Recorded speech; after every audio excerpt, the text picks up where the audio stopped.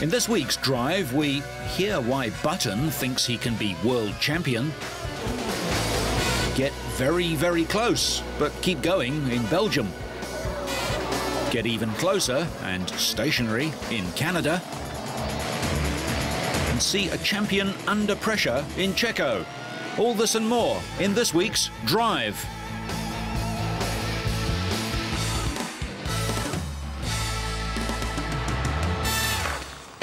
Australian racing driver Mark Webber has announced that he's leaving the Jaguar Grand Prix team for BMW Williams next season.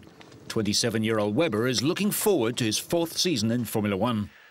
Well, yeah, to be able to be driving for Williams next year is going to be a fantastic opportunity for me, and one which I've been waiting for probably since I come from Australia over to Europe to finally get the chance to hopefully compete at the highest level with a front-running team in Formula One to win races. So we're looking forward to it. Does he think that Williams will help him need a bigger trophy cabinet? Well, I hope so. Of course, that's why I'm going there. Second and third is not something which Williams are too happy about, and winning races is what it's all about. And it's like other teams in Formula One, they might focus on other areas, but Williams, even though they're probably going through a little bit of a lean patch at the moment, they are absolute racers, and that's what I'm actually interested in is just the absolute no-nonsense approach to the game, and winning races is what it's all about. So I have to be able to do that. The dominant Ferrari-Schumacher combination is still the benchmark in Formula One and the target for everyone else on the grid. There you go, look at that. Michael's still got this amazing amount of motivation towards his work. And yes, for us to beat him is going to be very, very tough. But Ferrari might not be the pace next year. We might have to worry about McLaren, or you don't have to worry about who's. You have to worry about yourself and get the most out of your own, and then out of your own opportunities. Despite the excitement of the move, Webber must still see out this season at Jaguar before taking his seat at Williams. Meanwhile, enjoying a mid-season break at home, the man that Webber is replacing at Williams, Colombian driver Juan Pablo Montoya, told a news conference in Bogota that he believes he can beat Michael Schumacher. Schumacher can be beaten. We've beaten him when we have a car like his. We've won races, the team has done it, and I've done it, and we've passed them. The problem is that at this moment, the Ferrari's so superior to the rest of the cars that up to now, it wins 80% of the races. I'm not saying that Schumacher is bad. Schumacher is a very good driver. To win, you have to move it. But he's not a superhero. He's done very good things, but his team has done their part too. IndyCar champion in '99, he's won the Indy 500 and came third in the Formula One series last year. Have I messed up? Let's see. I messed up in Australia, yes. I messed up when I went past on the first curve. The team has messed up as well. For example, with tyre pressure during the races in qualifying. Sometimes we have very competitive cars, and at the moment of truth, qualifying, we make a mistake. Montoya, who's signed to drive with McLaren next year, has not won any races this season, and the last one at Hockenheim in Germany in August 2003. People are very optimistic at the moment as to what might happen, and it's very difficult to know if it'll be a good decision or a bad one. I made this decision because I think it's the best move that I could have taken for my life and my career. I think it'll make me a better person and a better driver, and I think that I can achieve more than I did with Williams. That's the simple reason why I left. British F1 driver Jenson Button insists the sport is still exciting. In Germany, Schumacher won his 11th race this season, and Button finished second, despite starting 13th because of an engine change. Well, starting P13 wasn't perfect for us, and it wasn't planned, but it was a fantastic race for me. From the word go, the car was working very well. It was making it very easy to overtake people, and I think it made the race exciting for myself, but also the whole of Formula One. It was a great race, and to finish P2 and on the podium just next to Michael, it was a pretty special occasion. How important is it to have exciting races? I think it was very important. We have had some good races this year. We've also had some where there hasn't been so much overtaking, and Michael's just pulled away, which he did in this race. But in this race, there was so much overtaking, some really good battles, and it's the way Formula One should be. There's a lot of talent in Formula One, and I think it really showed this race.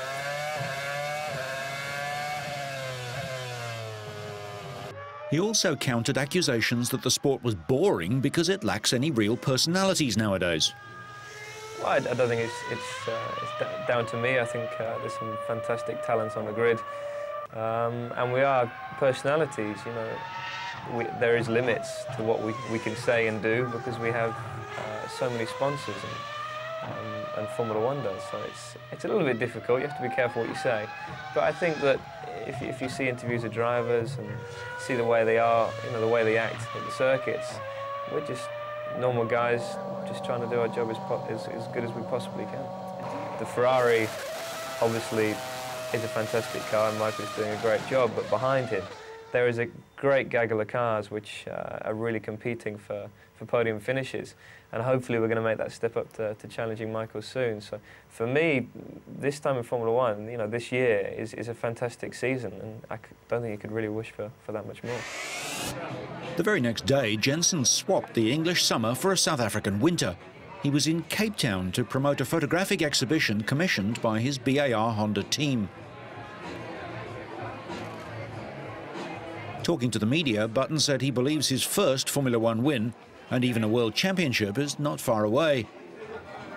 He's aiming at claiming second place in this season's Drivers' Championship after closing the gap on Ferrari's Rubens Barrichello. I wouldn't be in Formula One if I didn't think I could be world champion. And there's many different areas that you need to work on. It's not just the driving or even the technical side. You need to be really part of the team, and you really need to make the team your own. And I think I've done that with BAR. And I think this is a team where I can become world champion, which is my aim. Button is third in the title with 61 points, 13 behind Barrichello. Formula One, it's very important to have a good driver, but it's also very important to have a great team, and Ferrari are the best team on the grid at the moment, I think. The best package. Having the will to take on Ferrari is one thing, but knowing how to do it is quite another. It's difficult to know how we're going to do it, really, but, you know, we've just got to keep trying, stay determined, and keep improving the way that the car is and the engine. I think as a team we are there. It's just the equipment we still need to improve on. But we're getting there. You know, it's getting closer and closer. And I think in Hockenheim, if I'd started third where I'd qualified, we could have beaten Michael. Jensen believes cracks are beginning to appear in the Ferrari fortress. 2 races ago, I didn't imagine that I could challenge Rubens in the Ferrari, but there's a good possibility now. You know, the car's running very strong. And Ferrari are making a few mistakes, which is unusual for them. So I'm really looking forward to, or Rubens is anyway, but I'm really looking forward to challenge him in the next few races. I think that we've got a really good chance of getting that second. It'll be tough, you know, with 6 races to go, but that is my aim. But if I'm third, I'll still be pretty happy. The teams have a break until the Hungarian race in Budapest, the first of the remaining 6 events of the season. Schumacher has won all but one of the year's 12 races so far.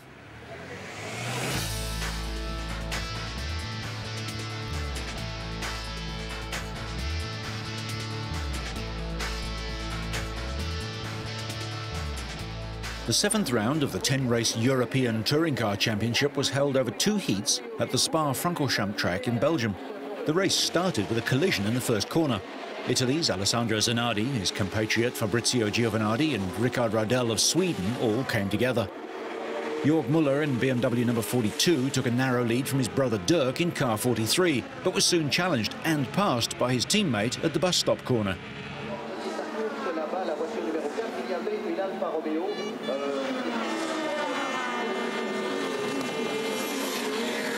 But Dirk's lead was short-lived as his brother grabbed the inside line and forced his BMW back into the lead at La Source.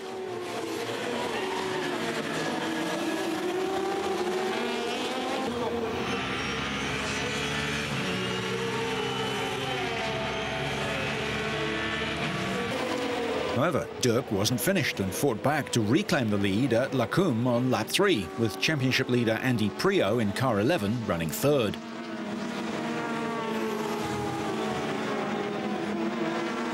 Rickard Radel was eventually forced to retire thanks to damage sustained in the crash at the start. Further back, Alfa Romeo driver Gabriele Tarquini had a ringside seat as Jordi Genet took third place from Priaulx, and had a good long look at the second place too.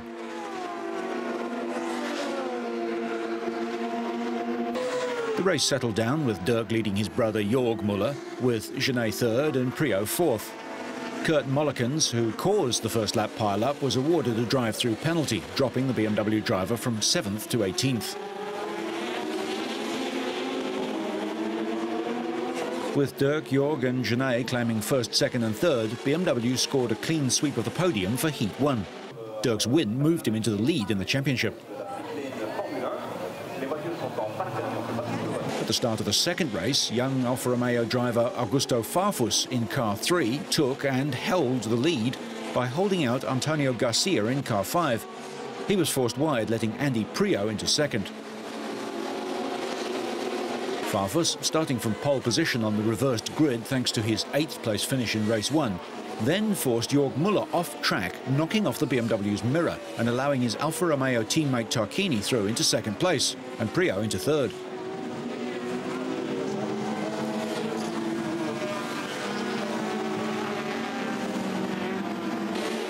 Brazilian Farfus was adjudged to be driving in an unsporting fashion and was shown a stop-go penalty board. He continued to block Muller on the long lap round to drive through the pit lane after the German had claimed second from Tarquini. But his tactics, apparently performed to help Tarquini, came to nothing as both the Mullers went past to take a BMW 1-2 lead.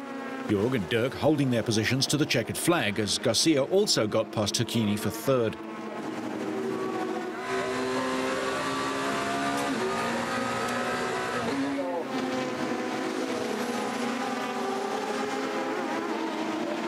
Once Farfus had entered the pits to serve his penalty, Tarquini found himself in the lead briefly until Jorg Muller went past and into the lead again. Farfus eventually served his drive-through penalty.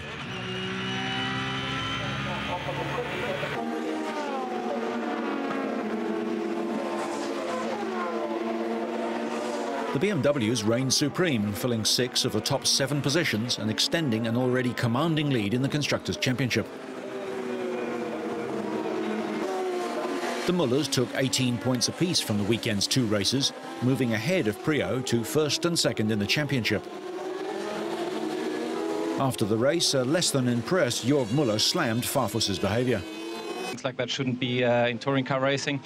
And it's good that they gave him a stop and go, but I hope there's further things coming, because I think we don't want to see that, especially after when he got the stop and go, he slowed us down and tried to get the pack together. This is, shouldn't be racing. Seating at the Nürburgring circuit was sold out as 103,000 fans came for a weekend of DTM or German touring car action, and they were treated to one of the most exciting DTM races of the season. Sparks literally flew from lap 1 in an accident involving 3 Audis. Christian Abt in number 11, his teammate Martin Tomzik in number 6 and Frank Bielers number 45. Tomzik's race was over almost before it had begun as the damage to his Audi was terminal. Bieler lasted 2 more laps while Abt would finish down in 13th place.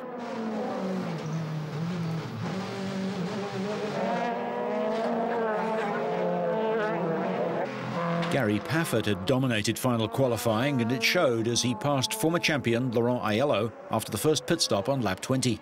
Paffett's fine form in the C-Class AMG Mercedes continued as other front-runners slid into each other and generally banged body panels in the sunshine. Soon after the first round of pit stops, Paffett hit the front and he never really looked like relinquishing the lead. Meanwhile, behind him and Sweden's Matthias Ekström, there was a fierce battle for third place. Defending champ Bernd Schneider's Mercedes finally overtook Marcel Fassler and Christian Albers after a long battle on the 35th of 41 laps, and it signalled the end for Albers. The Dutchman, leading the championship before the race, slid off into pit lane before retiring with mechanical problems just 2 laps later. It was left to an ecstatic Paffett to take a flag-to-flag win from pole position, finishing 2.2 seconds ahead of Ekström, while Schneider completed the top 3. Ekström now leads the standings with 47 points. Albers has 42, while Paffett moves into the top 3 on 35 points. The Englishman would be leading the title if he hadn't lost winner's points when he was disqualified after his car ran out of fuel. The team did a great job with the car. Got on pole position, and then today from the race I made a great start and got in front at the start. After a couple of laps I had about 6 seconds lead, so it was perfect. And then I got held up in the middle part of the race by one of the Audis, and lost about a second a lap there. And then when I came out again after my second stop, I was behind Aiello, and it took a bit of time to get past him. So when Matthias came out, he was only a couple of seconds behind me. But I wasn't pushing too hard to try and save the tyres for the end, and it worked. I mean, right towards the end, the last few laps, I managed to pull a little bit away from Matthias again, and it was quite comfortable. But it was a tough race, but I was never really under that much pressure. So the 7th round of the DTM series takes place at the new Oschersleben track in eastern Germany. The Champ Car race round Vancouver's notoriously crash-prone 1.78-mile circuit saw defending Champ Car title holder Paul Tracy start the 7th of 16 races from pole position.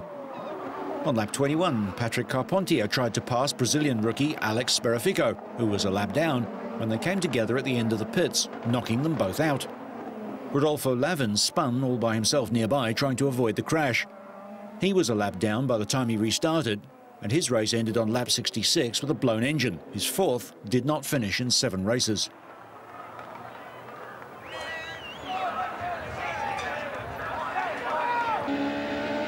Up front, Tracy was having no trouble with the competition, but was almost sunk by a problem with his second pit stop. His pit crew chief suspected that there was a malfunction in the refueling rig. While he was 19 seconds ahead of Michel Jourdain, Tracy's team radioed to say that he needed at least a 20-second lead to make a splash and dash stop for fuel and retain the lead. Tracy put in 9 furious laps, brushing a tyre wall at one point, and pitted with a 28-second margin, emerging with more than 6 seconds in hand.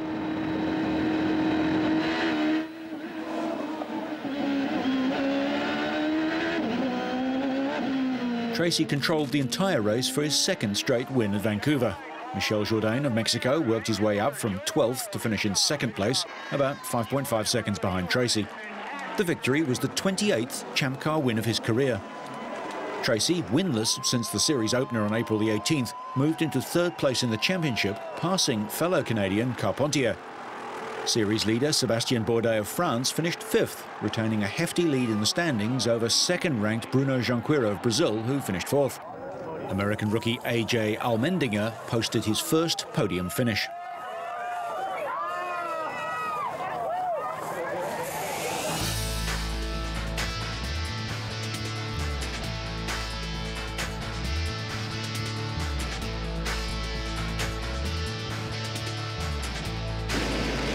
Stefan Everts clinched the last 2 of his 7 world titles at the Czech Republic Grand Prix. The Belgian couldn't make it a hat-trick this year, but he might have hoped to increase his lead over Michael Pichon. Denmark's Brian Jorgensen made the best start in race 1 and led the field through the first corners, with Taniel Liuk and Joshua Coppens in close pursuit. Pichon was soon moving up through the field, though, edging past New Zealand's Coppens and into 3rd place. Liuk was quickly caught by Pichon, who then passed Jorgensen for the lead.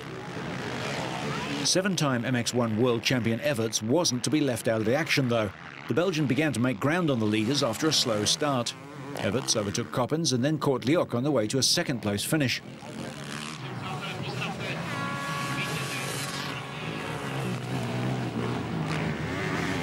Pichon would take the race victory, with Everts crossing the finishing line almost 9 seconds later, while Coppens would claim 3rd.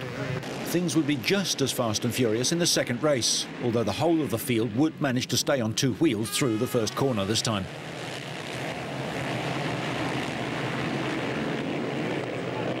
Coppens took the outside line into the 2nd corner and squeezed past Everts for the race lead, with Pichon fighting to maintain control of his Honda in 3rd place. With the ruts in the course becoming deeper throughout the race, the riders were losing speed through some of the tight corners. Pichon used the situation to his advantage and accelerated past Everts. The defending MX1 champion tried to block Pichon's path to 2nd place, but couldn't match his rival's speed and dropped a place. Leader Coppens would also find Pichon irresistible, and soon after that conceded his 2nd place to Everts. Thus, Pichon claimed his second win of the day and a maximum 50 World Championship points. Everts held on to second place overall, and Pichon trimmed his big lead in the standings by only 6 points. Coppens crossed the line in third and moved into third place in the World Championship ahead of Steve Ramon of Belgium.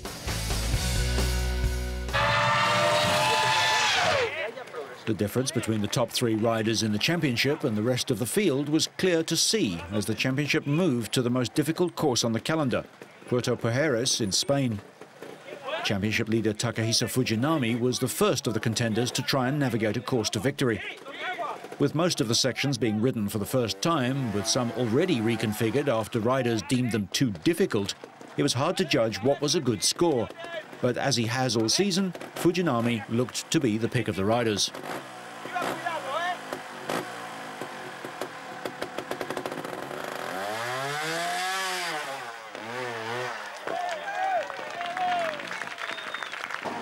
As the day progressed, his total score became more and more impressive.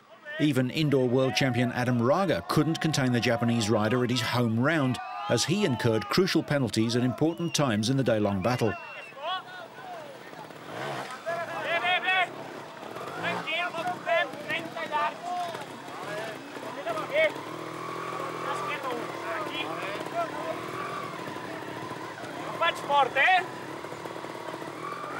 As Raga faltered, the sport's most decorated rider, Dougie Lamkin, had the chance to alter the result.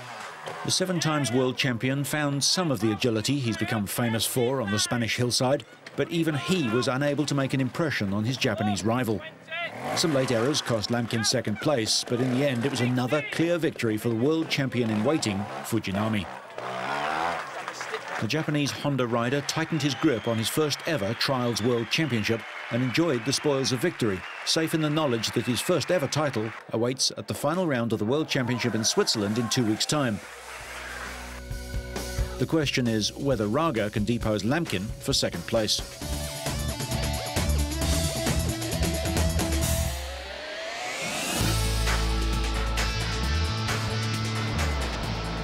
Robbie Knievel, son of legendary daredevil Evel Knievel, aimed to jump his motorcycle over 7 vintage military aircraft on the deck of the USS Intrepid, a retired aircraft carrier. Well, it's a big jump, a tight jump, and I don't have much room to stop, so it's a big high ski ramp, higher than I've ever used to get my speed up, to help me get my speed up, and then there's about 380 feet to my takeoff ramp, and then I'll jump about 200 feet, and then I got 120 feet before I hit the hay bales at about 40 or 50 miles an hour, and I don't want to go off the edge of the Intrepid because it's 7.5 stories high and it's only 9 feet deep. Robbie has made over 260 jumps, holds 19 world records, and is the only person ever to jump the Grand Canyon. Now docked in the Hudson River alongside the submarine USS Growler and a British Airways Concorde, the aircraft carrier saw action in the Second World War and is home to the Intrepid Sea Air Space Museum. Though the Intrepid has seen much, historically this was surely a first. When I was a kid, I flipped a mini bike. My dad got rid of my bike. Your dad obviously had a different philosophy. What advice? Robbie's father, Evel Knievel, is perhaps the most famous daredevil to ever mount a motorcycle. Among other jumps, Evel captivated audiences when he attempted to jump Idaho's Snake River Canyon aboard a rocket-powered Skycycle in 1975. Such attempts made him a household name, and 2 major motion pictures were based on his life. Robbie Knievel's jump coincided with the release of a made-for-TV movie that aired the night after his jump aboard the Intrepid. As we watch Robbie's remarkable jump again and wonder why, so you stay on track and up to speed, make sure you catch next week's Drive.